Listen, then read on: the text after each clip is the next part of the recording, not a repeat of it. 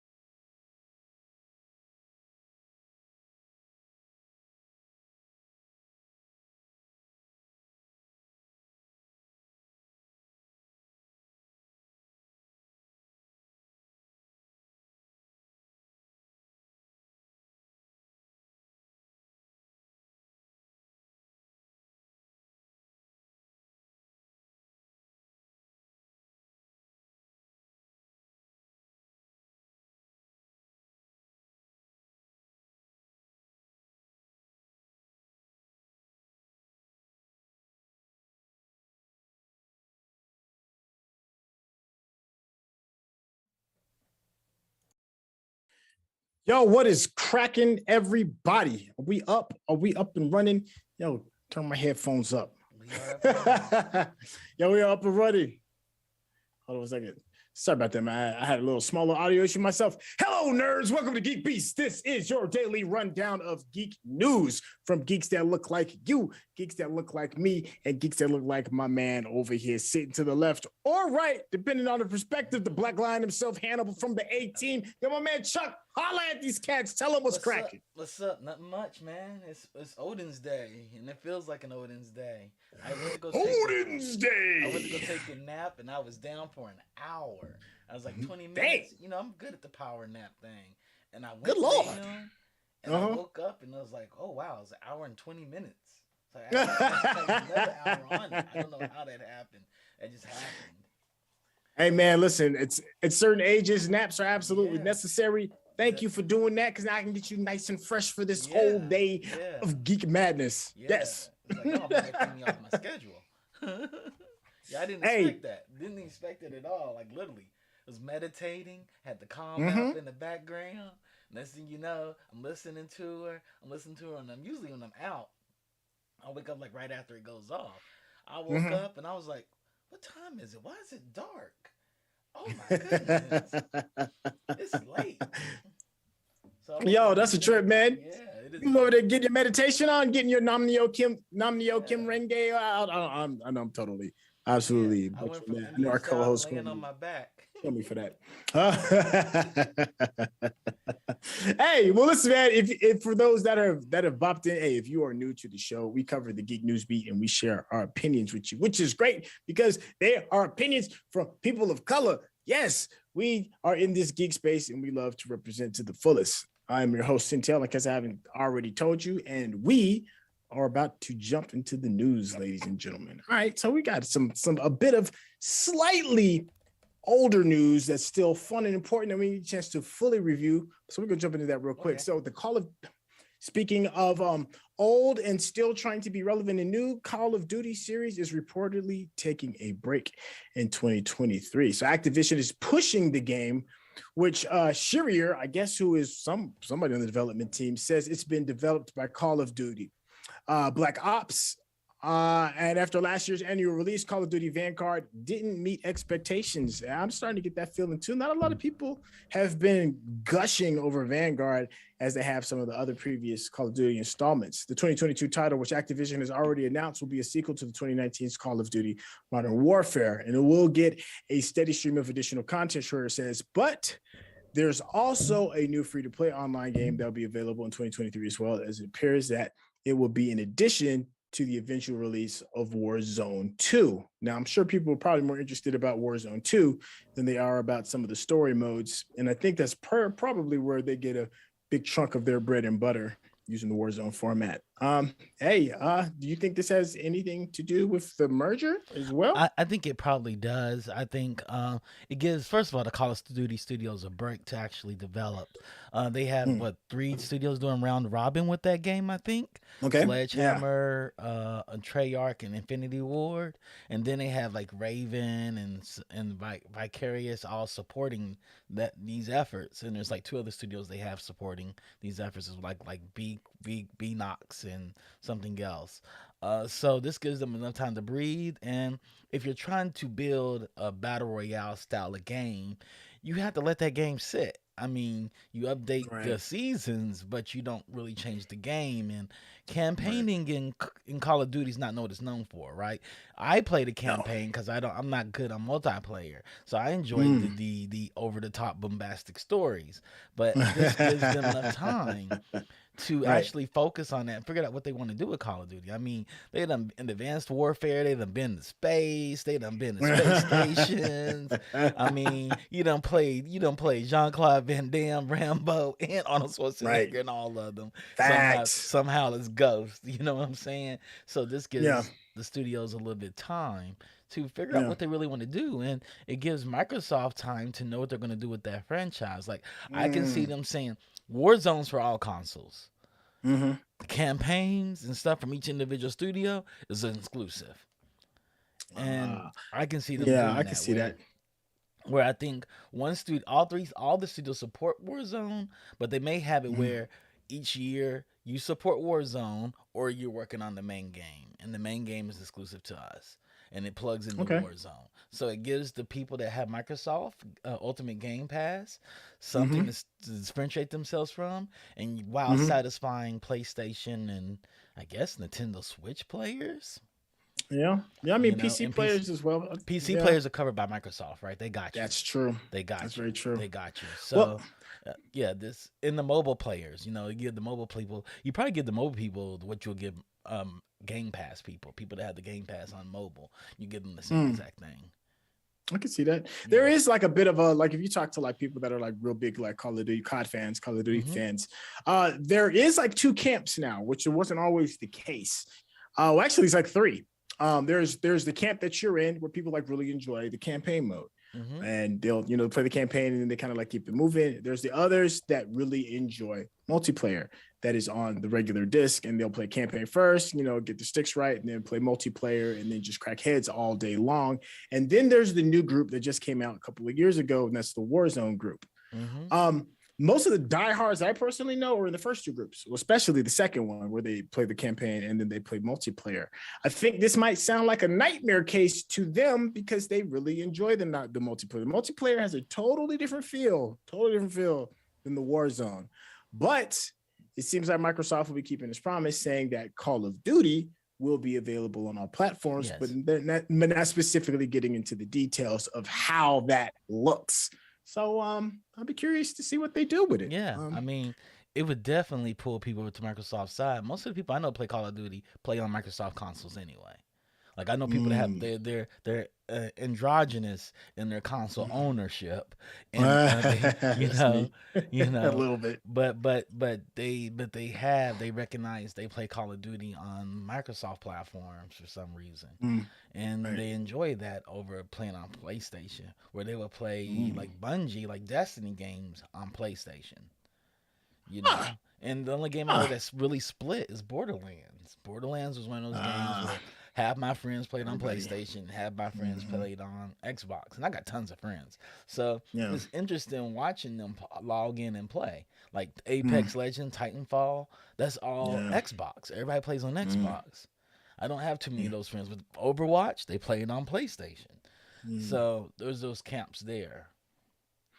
It's going to be an interesting breakdown. Well, I'm glad that Activision is going to get a time. As far as the gaming side of Activision is concerned, I'm glad they're going to get a little bit of time to more so like get it together and use this merger as a time to kind of like take a breather.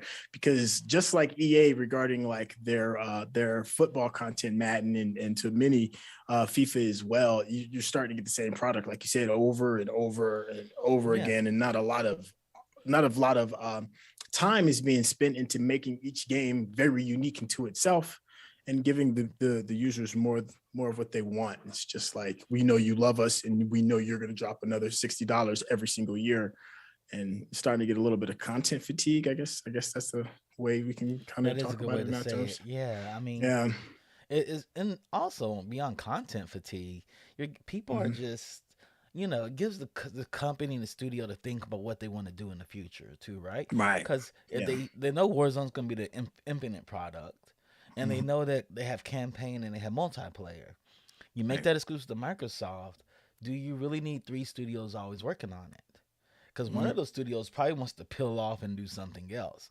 I can't imagine working on the same, being at Treyarch or Infinity Ward, and or even Sledgehammer, and that's all I've worked on, and we've pitched hundreds of ideas to Activision, and they say no because this thing is the cash cow. And now we got a new daddy, and the new daddy's like, look, we may lose Destiny. I need one of you all to step up to crush that one. If PlayStation gets Destiny as an exclusive, we need something that can battle that. And I see Respawn saying, well, we over here we would give you Titanfall 3, but we're working on the Star Wars thing over here. And y'all gotta compete with us. So you and Destiny gotta look out for us too. Because people It's care to like, yeah, that's forget cool over Titanfall there. came out as an exclusive initially for Microsoft, Hmm. and then they That is opened it true. up to all the consoles. And Apex That's very Legends, and true. everything. And Apex has a strong following, so it's going to be interesting what happens in gaming space when you have all these shooters, third and first person, and they got the Hmm. 500-pound gorilla in the room called Fortnite. That's only getting better. That's only Yeah, getting better. You yeah. know, I Yeah, have they friends they that are just thoroughly addicted to Fortnite. That's like all they play. They have all the shooters. They're like, I'm playing Fortnite. You know, I'm waiting for this Borderlands game. I'm waiting for a Gearbox to drop theirs, this Tiny Tina fantasy role playing game, whatever they made here. Because I'm really yeah, I saw that. curious. I'm really Yeah. curious what this is. And if anybody knows anything, the Borderlands games are about guns. Guns are your currency. And that's Mhm. what makes that game fun. Yeah. Yeah, you never know what gun you're gonna roll. Nope. Yeah, it's you said something interesting too regarding Hmm. Fortnite and how they're always keeping it fresh and so many people are on it, and it's like Yeah. it is definitely the golden goose laying the golden eggs. Yes. They just unleashed the new skin for Judo Master in reference of Peacemaker, which we will be discussing later on this evening on Bingeworthy. Hmm. But that's just another example of just how Fortnite he just stays with whatever it is that's current. Yeah. Um, It's on top of it. I mean, it is that gorilla in the room.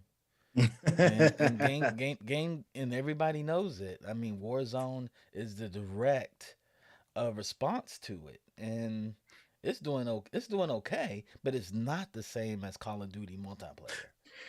Yeah, man. People are super diehard on multiplayer. I know I Mm-hmm. have people that can't stand Warzone. They're like, it's just too dumbed down and kiddie-ish per se. I mean, I don't think so, but I'm not of that ilk. Yeah. I'm not of the Call of Duty ilk. It's fun to me, but some people definitely feel some Yeah. kind of way about it. Yeah. Um, Some people want eh, semi-realistic shooters. They don't want to go all in because they would get Siege. Then Siege is that yeah. realistic, and like I tell everybody, when I play Siege or anything that comes out of EA's camp that's a shooter, it's like, Mhm. ooh, this feels real. I don't like this. You come around the corner, it's like, boom, you get hit. You're like, who shot me? Who shot me? Hear that smacking sound You as know what your I'm skull is saying? getting cracked from a You're like, headshot. I'm good. Yeah, it's I'm like good it's on too this. real. It's too real. You know, some people uh, like that CS:GO feel. I wish Teen Titans 3 would come out. I wish Valve would release Teen Titans 3 because that's my we'll shooter. I see. love that game. That game's so much fun. I still need to jump on that a little bit more. Hey, speaking of jumping on things and keeping things moving, Sony CEO has called the Uncharted movie a franchise, suggesting a sequel is coming. I mean, we kind of figured that though. Yeah. With over 100 million in the box office worldwide in just its first weekend and a 90% positive audience score on Rotten Tomatoes, Uncharted is a new hit movie franchise for the company. So the use of the term franchise, which is generally used to describe a series rather than a standalone film, suggests that they're already in plans to make a second movie. I've heard a lot of mixed emotions regarding Uncharted. Like hardcore purists hate it, Hmm. and people that are casual fans love it. And unfortunately, for hardcore fans, you're not their market because You're you're not. too niche. Yes. Yes. The people that are casuals is the market that Sony is trying to get to. And from the looks of it, it seems like they're succeeding. Have you seen it yet? I have not seen it yet. Cause you know why? Cause I'm not their Mm. market. The Uncharted series is one of my favorite series, right? In video games, Mm. total. Right. And it's the Right. narrative, and I'm kind of attached to it by working on it. So Mm-hmm. for me, it is really about the story that the video game tells. That's 20 hours Mm. worth of story, Yeah. and there's no way that they had their gameplay storytelling, and so there's Mm-hmm. no way that a 2 hour movie with Tom Holland and Mark, what's Mark's last name? Mark Wahlberg. Mark Wahlberg can suffice to what I've had on a game that's 20 hours that I've played more Mhm. than twice. I played Call of Duty 1 about three Yeah. times, three and a half times. So Yeah. I can't imagine the movie be on the same level. I can see it as being entertaining, so I will give Right. it a watch, but I don't have to go to the theater to see it. You know? Yeah, I think I'm with you on that. I'm definitely not gonna go to the theater to see Uncharted. But I am gonna see it once Yeah. it probably gets to streaming services or is available for direct download or whatever. Yeah.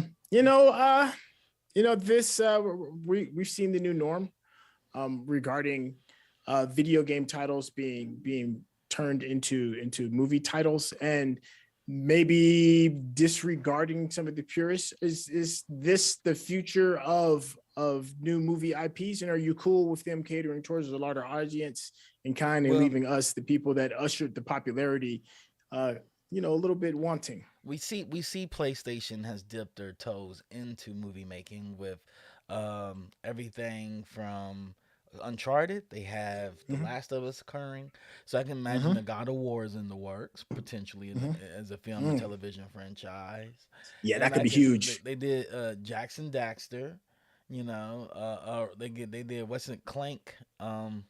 Ratchet and Clank. Ratchet and Clank has an animated movie, so I can see seeing what this is what Sony wants to do.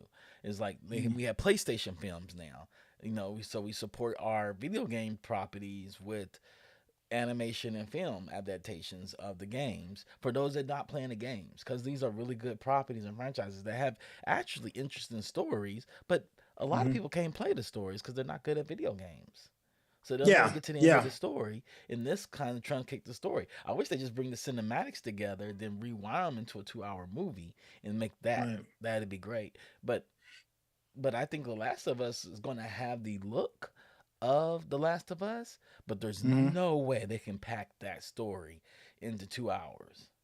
Like, well, that's why that's going to be in the movie. Like, are they going to show Sam and Harry? It was my understanding it's going to be a series, The Last of Us, right? Last of Us is going to be a series. Or is it a series? I'm not I think it's a series. Okay, let's check. Obviously, correct us in the chat. It is a series. Go ahead and know the answers. Yeah, it is a series. But are they going to be able to get that level of talent of storytelling across the whole entire first season? Like, where do you put Henry and Sam? I think that was the most important story in the whole entire story, were those two little black boys. Yeah. What happens to them? Yeah, I doubt they'll even they may have a cameo. I doubt they're going to put a lot of effort. Are you going to let that story play out on screen so America can freak out? And particularly Black Twitter's going to freak out. Well, people were freaking out about that IP just in general regarding Last of Us 2 because the story takes a very, very different turn from the original, and a lot of people that had put a lot of stock in some of the characters were really upset regarding how the attention had shifted. I'm not trying to say anything regarding spoilers, so it's already got a lot of heat to begin with. I get that. So we'll, I think HBO sees it as like, whatever. This makes so much money. There's still a little milk in them cow teats of cash regarding apocalyptic scenarios. So, why not? Speaking of beating an old horse, Capcom announces Street Fighter 6. So the next major entry into the iconic fighting game franchise, which is celebrating its 35th anniversary this year. I know you feel a little bit old when I said that. So the trailer looks interesting, but it doesn't show any actual gameplay, but it suggests that Street Fighter 6 will have a more realistic art style than previous games in the series. So it says in the new competition, there will be 10 fighters. Capcom also announced a new compilation of 10 fighting games for PlayStation 4, Xbox, PC, and Nintendo Switch. Capcom Fighting Collection will be out June 24th and includes the following titles. This is pretty big. Yeah, Dark Stalkers, Night Warriors, Vampire Hunter 2, Vampire Savior 1 and 2, Hyper Street Fighter 2, Super Gem Mini Fighter, Cyberbots, and Super Puzzle Fighter 2. So, you're going to get beat over the head with some old school fighting games, and then, maybe slap a whole brand new coat of paint on the Street Fighter series as well. Did you see the trailer? Yeah, I saw it. We had a little bit of discussion about it on Monday, but I saw it. We didn't talk about the super pack of the 10 collectible fighting games, and that to me has me quite excited. I suck at fighting games. I try my best to get good at them.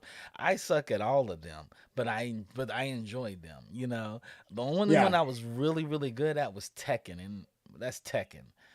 Right? In Virtual Fighter, Tekken's a whole different animal. I was good at Virtual Fighters. So to have this come out, Street Fighter games, them Capcom games, they're tough for me. They're tough for me. I've learned tricks because I have friends that professionally play, and they're like, "Why do you do that?" I was like, "Because that's what this is. I have to do on the controller." Like, "Oh, nah, you just do this in the corner." I was like, oh, teach me how to like move over 10 pixels. I can't read 10 pixels on the screen. I don't know about them. I'm not trying to get that deep. I don't want it to turn into math homework. I want it to still be a Right. game. And for professional Well, players that I know that are really good that I watch, mhm. it's math. It's all math to them.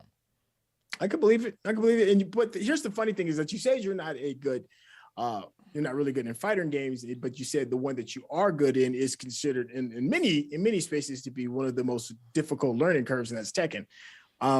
So you might not be the world's greatest fighter, but you seem to be doing all right in a very, very Yeah, but nobody difficult plays game that to game master. anymore. People are like, "Oh, you play Tekken? Oh, I mean, people, there's still some diehard tournaments out there. It's yeah, they are. still They are. I mean, Tekken don't die, man. Tekken's one yeah, of those.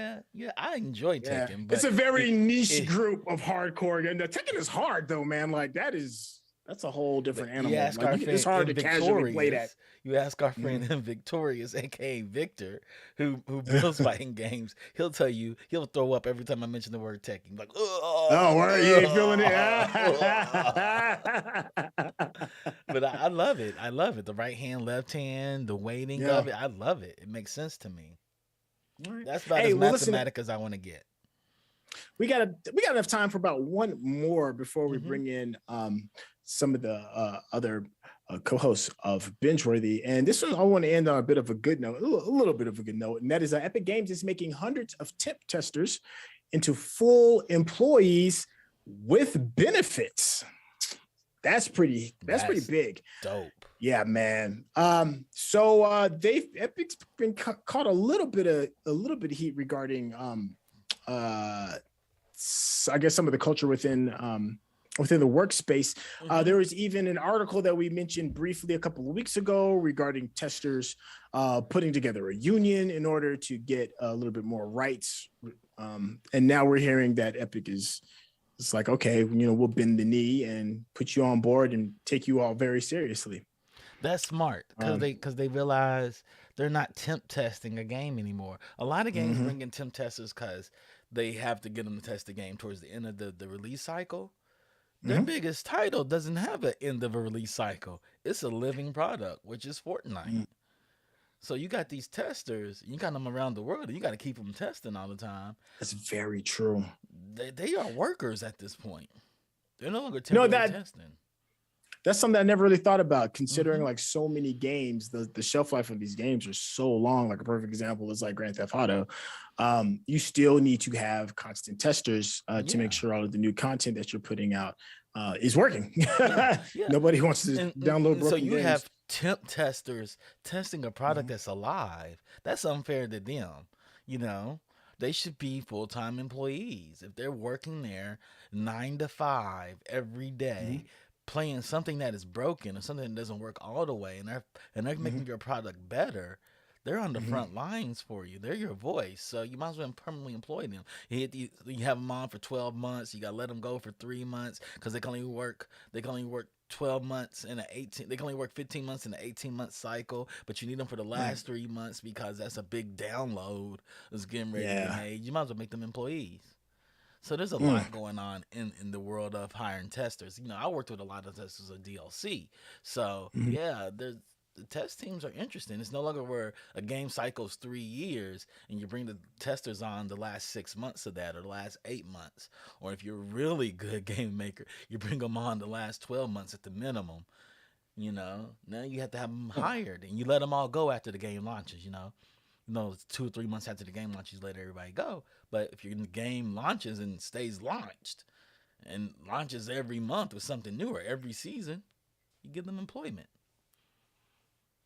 Well, It makes total sense. Hmm. big shout outs to the little guy. Hmm. Your values being recognized, and hey, and enjoy those benefits. You'll get your teeth taken care of. It's one of those Hmm. things people forget about. And Hey, so that go ahead. I said, and it stops them from unionizing. Yeah, that's true too. I thought Hmm. that, but I want to end it on a good Hmm. note Yeah, it and is a just good say, note. go It get is a your good teeth note. I fixed. mean, unions aren't good or bad. If a company gives the people what they deserve, you don't need a union. I Yeah. totally believe Okay. that. I mean, Japanese companies believe that all the time. Toyota's not union in America because they give in to demands of the employees. They Yeah, negotiate really well with the employees. That is definitely a very a big culture difference. But we'll talk about that a little bit later because I want to hurry up and get to binge worthy. But that is going to conclude the news segment show for us today. But please, sit tight because we have some really fun and interesting friends that are coming to introduce GeekBeast. Shout out to Digital Click for all the creative you provide. If you're looking around here, all this beauty that you see encasing us is done by Digital Click. They can handle your graphic design and also handle your marketing as well. We use them. We recommend that you use them too. GeekBeast is also now in podcast form. So if you're chilling, sitting in traffic, going for a walk, and you got to throw your earbuds in and you want to hang out with two of your favorite co-hosts, just go ahead and grab us off of Apple Podcasts, Spotify, or wherever it is you get podcasts. I promise you'll see us there. Make sure you leave a review because that's kind of like pushes us up in the algorithm. Speaking of algorithm, if you're on YouTube, you'll hit that thumbs up. It is a really big deal. If you haven't subscribed, what are you doing? Do it now. /Geekish Network. You can catch us there, and you also do /Geekish Network on Facebook as well. Twitch is still alive. I know it's like Frankenstein rising from the grave, but it is still alive. Game streams are still going on. Charity streams are going on. Cooking streams potentially, and other future projects. Hopefully, some Dungeons and Dragons. If you have Amazon Prime, you can link to us and sub to us using Prime Gaming. It costs you nothing, but it helps us out tremendously. Big huge shout out to the Black Lion himself because he is juggling all kinds of stuff going on right now. Thanks Chuck for being a part of the stream and making it happen. Today is Wednesday, ladies and gentlemen. That is GeekBeast, and so we're gonna go ahead and let some of our co-hosts in. We're gonna have Courtney Wright hopping in real quick, and we're also gonna have Johnny Randolph in here as well. What's cracking? What's up, family? How y'all doing tonight? Hey man, hi. Over here chilling. Chilling. I'm like literally chilling. It's like freezing cold over here in Denver. That's why I got this robe on. I hear it's cold everywhere. It's freezing cold in Columbus. It's freezing cold in Ohio too. Like we supposed to get ice and snow tomorrow. Yeah, it's chilly cold What's in LA chilly too. there? What's chilly?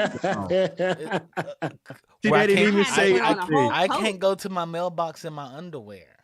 See, they ain't y'all notice they ain't even say the degrees. They were just like they got I can't quiet. go to mailbox in my boxer shorts. It's like it was like 45. Oh my god, it's like it 65 this morning. You poor thing. You poor thing. How do y'all make it? And it's like a pox upon your houses right now. I'm pretty sure. Yeah, it's cold, guys. Y'all don't understand. It's cold out here. It's not bad. It's not our fault. Y'all make bad decisions. I don't have real coat. I don't have a real coat. Yeah. Can't stand nobody like y'all, man. I'm sorry, I can't stand them. I can't. I really can't. I got a bubble coat in here. I got a bubble coat. I got hoodies and you stuff. You gonna let me borrow it? What you gonna wear? Sure. I have one just for you, actually, that I can't wear anymore because I can't stand y'all. Why don't y'all come over here and live this single digit life? I can't stand what you talking about. Single digit life. Why would you do that? Is that an IQ number or is that the weather? It's on you. Sick. I can't You stand made him. that choice. I don't even want to talk to him no more. I really don't. For your choices. Your choice. You're responsible. Whatever. Whatever. In House Lannister, we always pay our debts. So we live in warm weather for it. House Lannister was in the South. They were some of the coolest people I know. I wouldn't even talk to them no more. That's what I'm saying. I'd have been hung up. House Lannister was in the South. There's a reason because it was warm. I said if I wasn't cool people, I'd been done talking to y'all. This conversation would have ended at it was 45 this morning. Let me check the temperature because it was cold outside. It's cold outside. Hey, I think I almost saw my breath. I got a question. What's it's 46 right now. 46. That's cold. 46 is cold. It's cold. Okay. But it ain't like compared to like 25. That's not my fault. Look. Centel's like 1 degree out of here. It's 1 degree. He's so salty. Don't be salty, dog. You're 28. Salty, sir. We're at 28 right now, but it's gonna drop tomorrow. I have a question for you and Courtney, Randy. So PlayStation making films, turning their games into films. How do you all feel about it? Because you all don't play these games, really. Y'all don't play Uncharted. Y'all don't play Last of Us. What do y'all think about that? I'm going to let Courtney jump in. She's seen Uncharted. I haven't seen it or anything like that. So I'm going to let her go answer first. Well, here's what I think. Everybody else is doing it, so they may as well do it. Second of all, their video games look like movies anyway. I prefer to watch somebody play than actually play the game because I want to know what's going to happen in the next scene. And as far as Uncharted goes, I really enjoyed it. But I've also heard people who played the game do not enjoy it. So I don't know. Mm-hmm. It's just a quick. I was going to say Go ahead. just to give you something to kind of cling to as well. As far as Rotten Tomato goes, which is never a really reliable source, let me start by saying that first. But it's just interesting to talk about the tomato meter regarding people that are experts within the industry. It got a 40%. However, the audience score for Rotten Tomatoes, with well over 2,500 people that have contributed to the voting, it is at 90%. So that can kind of tell let's you. talk about the shift. But had a really good time. I think back in the day, video games didn't make good movies or television shows or anything. But I think that trend is starting to change. Like we've seen it. Like Castlevania is awesome. Isn't it based on a video game? Based on a video game. Right. Same as The Witcher. Witcher. Dota. Dota. Is Arcane? Yeah, Arcane. So it's like, Arcane. I think back in the day, like the 80s, the 90s, early 2000s, it was just terrible. They didn't know what they It was were cocaine doing. then. Right. But I think now they're starting to turn that corner. And the properties that we just named, Castlevania, Banger. Dota, Arcane, Banger. these are all been bangers that we've reviewed here on Binge Worthy, and we've all given them like full binge out. So I think there's a trend. If you put the work in, like anything, if you put the work in, I think it can work. Mm-hmm. I do also think the main ones that we have given A++ have been animated. So they do lend themselves to translate a little bit better, given that the medium that it comes from, the video game, is already quasi-animated. And they've been really well done versions. But I think the key is that you use things that the viewer as well as the player is familiar with. Take scenes from the game. Takes things that are normally, I think The Walking Dead did a really good job of, I remember the scene with the governor, when the governor comes in and like when he comes in with his tank and he's rolling through this field, and that was strictly from frame for frame, pulling out of the comic book and really giving the fans that moment. The same with the death of Glenn. Like, spoiler alert, if y'all haven't watched it, that was season 6. It's all good. I'm not going to get to it. That was rough. I'm not going to get to it. I mean, you know what I'm saying? Like, I think that that's the key. Like, as Randy mentioned, the games that came out earlier, I think it was just like writers were like, I want to just take the premise and then create my own world. No, sir, that's not what we signed up for. I think that's the reason Assassin's Creed failed. We didn't sign up for that. We signed up for the game that we're familiar with. I don't care about your vision or your thoughts or your plans. Yeah. You got to put the work. And I think it's anything. Like if you go from books to movies, from comic books to movies, I don't think we've gotten anime right. I think there's a trend out there now with anime where we're just anime and stuff. And it's like, it doesn't really fit, right? Everything doesn't need to be an anime. No, anime has its own specific style that it tells stories through. And everything that you might think might work as an anime because it looks cool, it doesn't always work. Yeah. What do you mean? I think I co-sign with you on that. But between anime and animation, like American style animation, you can kind of do whatever you want. The world's your oyster. But anime, as Chuck has explained to me on numerous occasions, that there's certain tropes that you have to hit in order for it to be anime. And not every story needs those particular that template in order for it to be considered an anime. A perfect example is when we reviewed Star Wars Visions. It didn't translate every single time. Some of it did very well, but not all of it, because that anime style might not necessarily work with American storytelling. I think it's SuperCrooks. Like it wasn't an anime originally, and they tried to turn it into one, and it just didn't work. Right? It just didn't. A lot has to do too. The energy was. A lot has to do with too that they translate into a different cultural lens. So the SuperCrooks we have written on paper is not the same SuperCrooks is written on paper for Japanese comic book readers. So the source material. What do you mean? You mean they got a different version? It naturally is different because English to Japanese is not a one-to-one language. It's an assumption language. So when they say something, we make an assumption of what their definition is. Their words mean different things. I was getting 3 different opinions watching it. It was like the dub was different than what they were speaking than what it was. So it was like 3 different things going on at the same time. Yeah, I get that. Because the subs are based on the, the Japanese translation, but the dub is different from so it's different. Yeah, it was all 3. It was really confusing trying to watch it because you're reading it, then you're seeing something different, and you're reading, and then you're listening. It was confusing. Like they could say something like "Dosha Buddy," nay. Dosha Buddy means it's raining cats and dogs. That's one word. Chuck wanted to know he speaks Japanese. Wait, you know. Hold on. I have a question.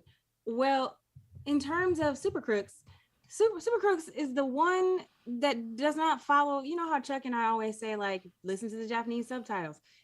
You'll understand and get much more from the voiceover talent to go along to support the anime. And SuperCrooks, because it's an American anime, it didn't hold true the same. Like I actually turned on the English voiceover artist, and it supported it in a better way. And I think that goes to what your point is saying, that like Japanese not being one-to-one, if it's or the idea that they're getting Japanese is getting a different version than what we're getting over here. Right.